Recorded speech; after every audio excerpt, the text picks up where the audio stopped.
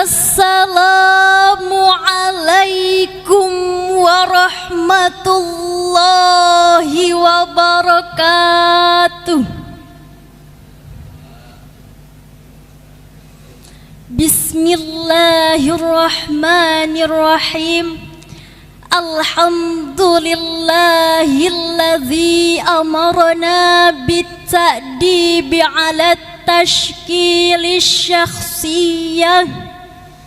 Assalatu wassalamu ala khairil bariyah wa ala alihi wa sahbihi wa ma tabi'ahu ila yaumil qiyamah. Amma ba'd. Dewan Hakim yang arif dan bijaksana, hadirin sebangsa dan setanah air yang kami banggakan.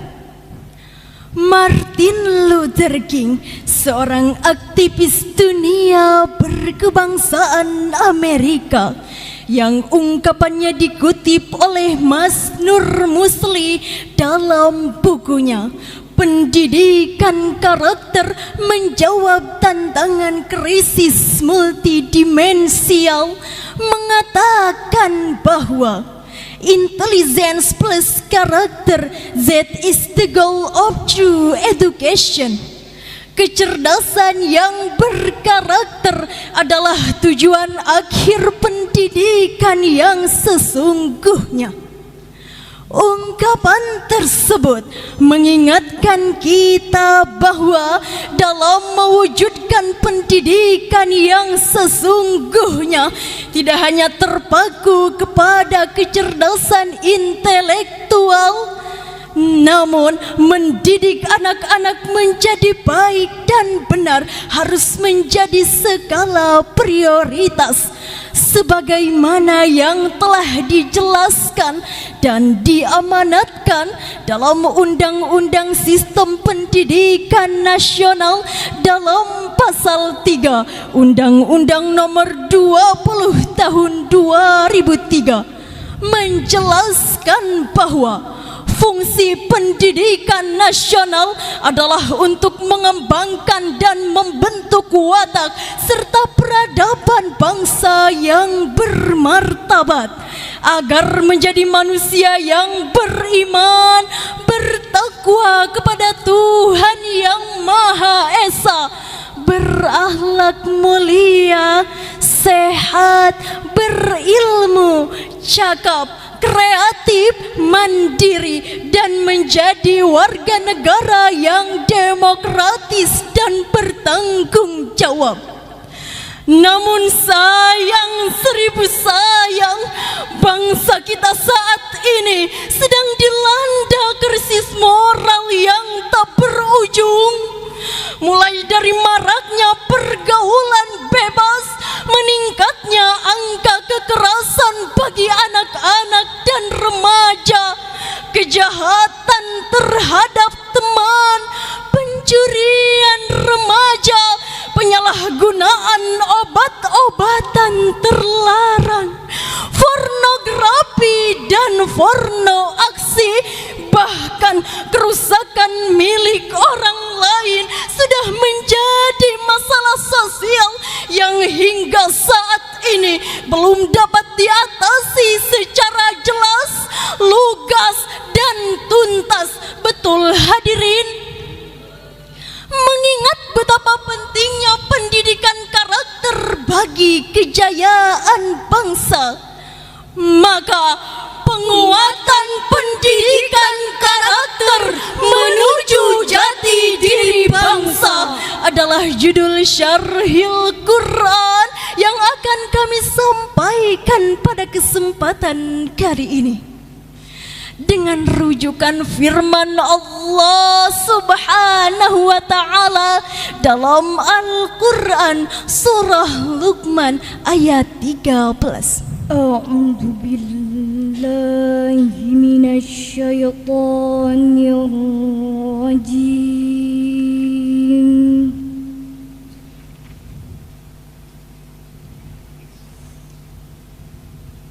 Bismillah.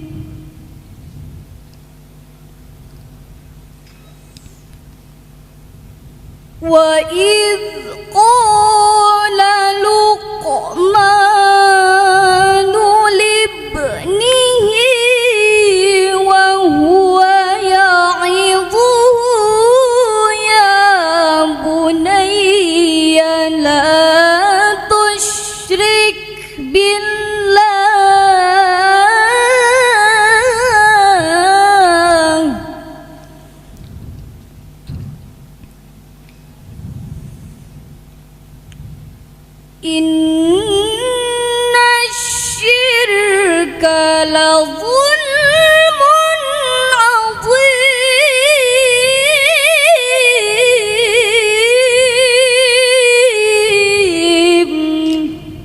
Aku berlindung kepada Allah dari godaan setan yang terkutuk dengan menyebut nama Allah yang Maha Pengasih lagi Maha Penyayang. Dan ingatlah ketika Luqman berkata kepada anaknya saat dia menasihatinya, "Wahai anakku, janganlah mempersekutukan Allah. Sesungguhnya mempersekutukan Allah itu benar-benar kedoliman yang besar." Hadirin rahimakumullah, Syekh Wahbah Az-Zuhaili di dalam tafsirnya Al-Munir jilid 11 halaman 564 menyatakan bahwa kata ya'izuhu yaitu berasal dari kata al-wa'zu atau al-izatu yang berarti mengingatkan kebaikan dengan ungkapan halus yang dapat meluluhkan hati. Sedangkan menurut Profesor Dr. Quraisy Shihab di dalam tafsirnya Al-Misbah jilid 10 halaman 127, beliau menyatakan bahwa kata ya'iduhu yaitu diambil dari kata wa'adha yang berarti nasihat yang menyangkut berbagai kebaikan dengan cara yang menyentuh hati. Luqman memulai nasihatnya dengan seruan menghindari syirik sekaligus mengandung pengajaran tentang wujud Allah yang Maha Esa. Karena itu, dalam mendidik anaknya, Luqman menempuh cara yang amat baik yang dapat meluluhkan hati anaknya sehingga dapat mengikuti nasihat-nasihat yang diberikan. Begitupun Syekh Abdurrahman bin Nasir As-Sa'adi, pakar tafsir abad 14 Hijriah, di dalam tafsir As-Sa'adi jilid 7 halaman 341, beliau menyatakan bahwa kata ya'izuhu di dalam ayat tersebut yaitu nasihat yang berisi perintah dan larangan disertai targhib dan tarhib. Luqman memerintahkan kepada anaknya untuk ikhlas bertauhid dan melarangnya berbuat syirik. Dan dia menyebutkan sebabnya seraya berkata, "Sesungguhnya mempersekutukan adalah benar-benar kezaliman yang sangat besar." Sisi keberadaan syirik sebagai kezaliman yang sangat besar adalah karena sesungguhnya tidak ada yang lebih keji dan lebih buruk daripada orang yang menyamakan makhluk yang tercipta dari tanah dengan Allah pemilik segala perkara, menyamakan manusia yang lemah lagi fakir dari segala sisinya dengan Rabb yang maha sempurna lagi maha kaya dari segala sisinya. Oleh karena itu, orang yang menyembah kepada selain Allah adalah benar-benar telah menzalimi dirinya dengan kezaliman yang sangat besar. Hadirin rahimakumullah, surat Luqman ayat 13 tersebut mengajarkan tentang metode dan prinsip-prinsip pendidikan orang tua sebagai guru pertama dan utama bagi anaknya yang harus yang harus memberikan hal-hal mendasar kepada anaknya. Setidaknya ada 3 hal mendasar yang harus ditanamkan oleh orang tua ke dalam jiwa dan pribadi anaknya.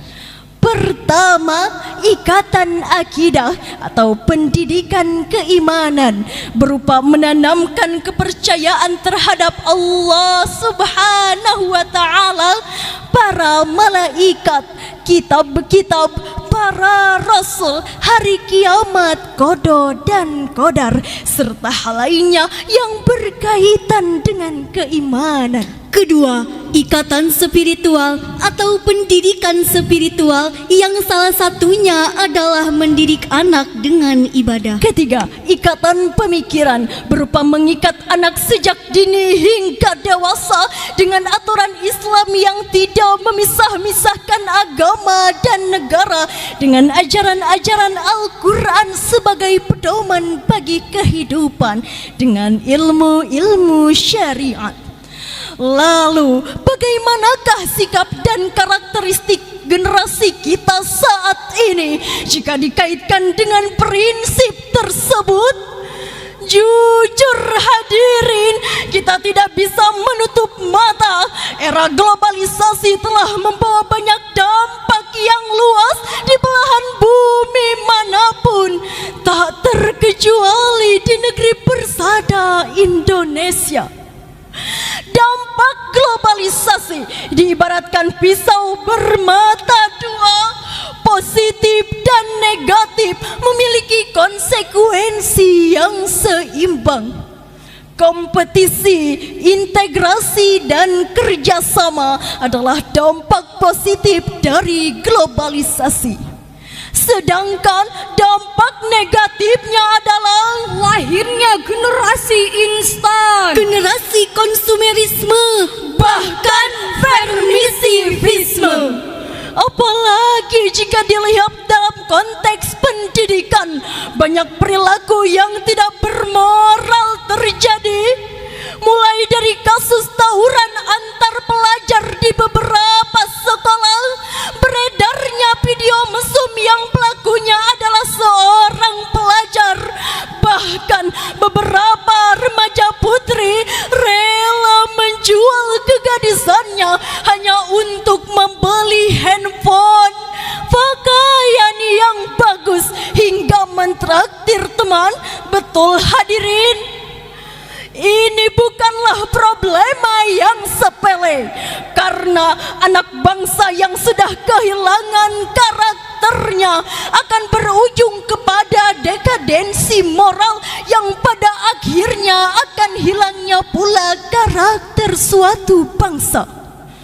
Padahal karakter dalam jangka panjang adalah faktor penentu bagi kehidupan individu dan bangsa.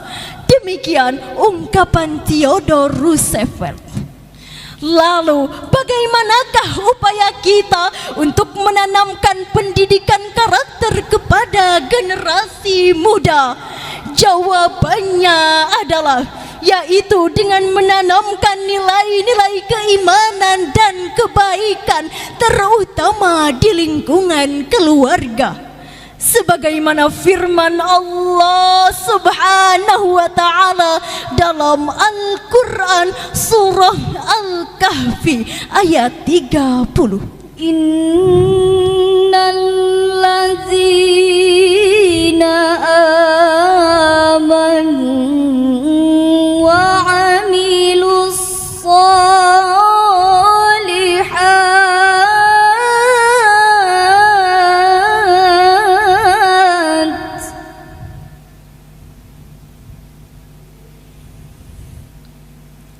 inna la nudhi'u ajra man ahsana amala. Inna la nudhi'u ajra man ahsana amala. صدق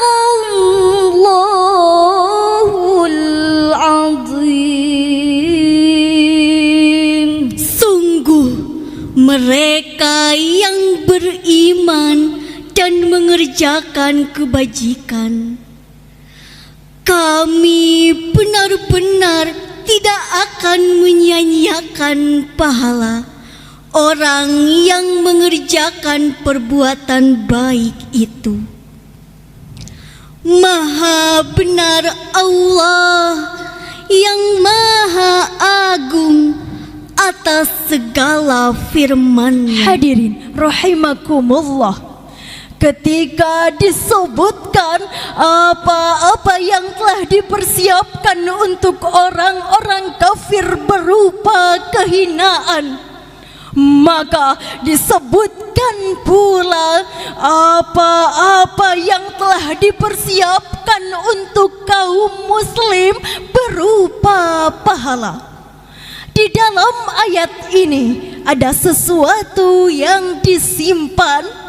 Maksudnya, kami tidak akan menghilangkan pahala orang yang berbuat baik di antara mereka. Siapa saja yang berbuat baik dari kalangan selain dari kaum mukminin, maka amal perbuatannya itu gugur atau sia-sia. Demikian penafsiran Imam Abu Abdullah Muhammad bin Ahmad bin Abu Bakar Al-Ansari Al-Qurtubi dalam tafsir Al-Qurtubi jilid 10 halaman 1001.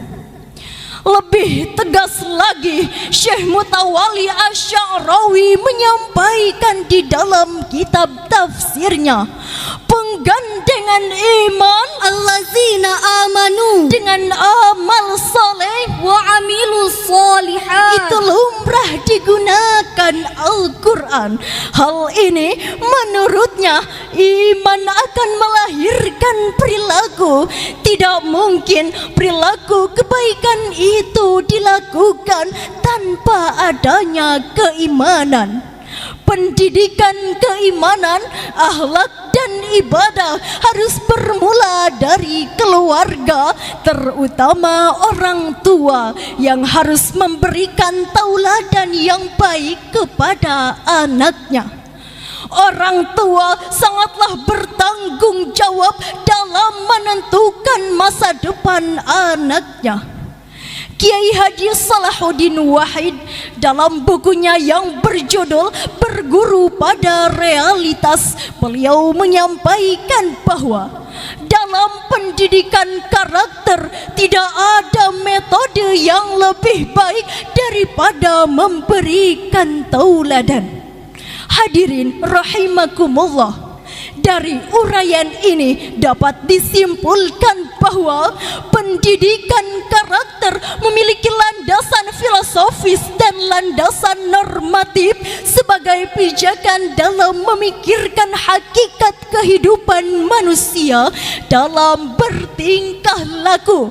Perilaku menyimpang khususnya di kalangan generasi muda harus diluruskan sehingga diperlukan landasan sebagai pedoman dalam berinteraksi dan berasosiasi, yaitu dengan keimanan, kebaikan dan keteladanan. Demikian yang dapat kami sampaikan. Mohon maaf atas segala kekurangan. Kami akhiri syarahan kali ini dengan sebuah pantun. Ke gunung kita mendaki, ke pantai kita bertepi, melalui pendidikan karakter terpuji. Jati diri bangsa dapat dijunjung tinggi. Wallahul muwaffiq ila aqwamit thariq. Wassalamualaikum warahmatullahi wabarakatuh. Waalaikumsalam warahmatullahi wabarakatuh. Dewan Hakim yang kami muliakan serta hadirin dan hadirat yang berbahagia, demikianlah telah